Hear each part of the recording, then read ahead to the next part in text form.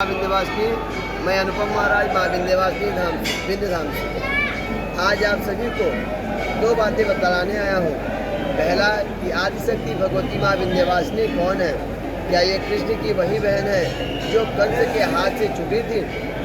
आप लोगों ने भजनों के माध्यम से एवं अन्य उपकरणों के माध्यम से ये सुना होगा कि भगवान कृष्ण की बहन योगमाया थी। क्या ये योगमाया वही है? क्या ये कौन है? इसके बारे में आप क्या जानते हो? क्या आपके मन में इनके बारे में ख्याल और इनके प्रति क्या श्रद्धा है, उसको पहले आप समझ लो। पहले तो मैं बता दूं कि जब द्वापर में भगवान राम रावण पर विजय होकर लौटे हैं तो यहाँ पर आकर के विंध्याचल में माँ विंध्यवासिनी का पूजन किए, अर्थात कृष्ण भगवान त्रेता में आए हैं। द्वापर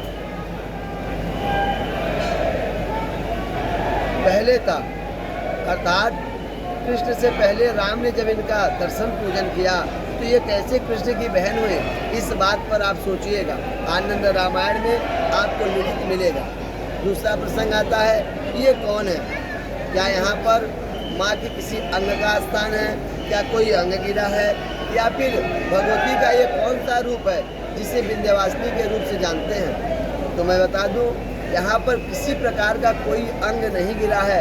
आप किसी भी पुस्तक से उठाकर पढ़ लीजिए, यहाँ पर माँ का कोई अंग नहीं गिरा है, अपितु यहाँ माँ सशरीर विराजमान है और ये सिर्फ विंध्याचल में है। आप विष्णु पुराण पढ़ेंगे, उसमें भगवान विष्णु ने नारद से पूछा है कि तुम्हें सबसे उत्तम कौन सा स्थान लगा। तो नारद ने बताया है कि विंध्य क्षेत्रे सम क्षेत्रे नास्ति ब्रह्मांड गोल के। विंध्य क्षेत्र की तरह इस ब्रह्मांड में ना तो कोई क्षेत्र है और ना तो भविष्य में होगा। ये आदिशक्ति माँ अजन्मा प्रकृति और परा अम्बा है। इनका ना तो कोई रूप रंग व्यवहार और ना तो इनके बारे में किसी को कुछ पता है।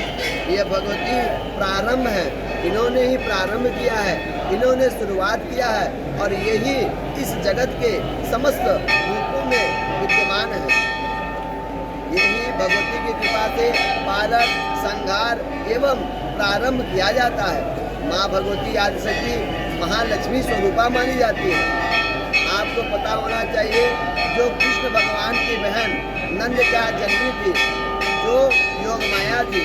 आप देवी भागवत पुराण पढ़ेंगे तो उसमें आपको प्रमाण मिलेगा कि जब वसुदेव के 6 पुत्रों को मारा गया, 7वां पुत्र को वहीं से योग के प्रभाव से हटाया गया। 8वां पुत्र के गर्भ से पहले अपने गुरुदेव गर्गाचार्य के पास गए, ध्यान किया और गर्गाचार्य से कहा 8वां संतान कैसे होगा, आप उपाय करिए, हमारे पुरोहित हैं।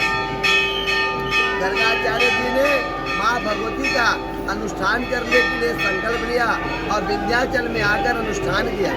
माँ भगवती प्रसन्न हुई और प्रसन्न होकर आशीर्वाद दी कि मैं सहचारिणी के रूप में आकर के कृष्ण की रक्षा करूंगी। यशोदा क्या माँ जन्म ली, न देवकी के गर्भ से कृष्ण का जन्म हुआ।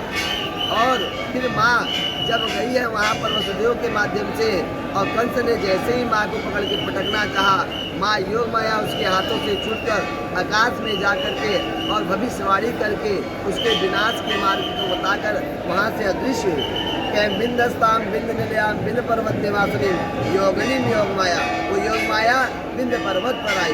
नंद गोपर गृह जादा यशोदा गर्भ संभवा तत्स्यामी विंध्याचल निवासिनी। नंद क्या जन्म ली और विंध्याचल में निवास करी, वो अष्टभुजा आदिशक्ति है। ये परायम्बा जगदम्बा अष्टभुजा में है, जो कृष्ण की बहन है।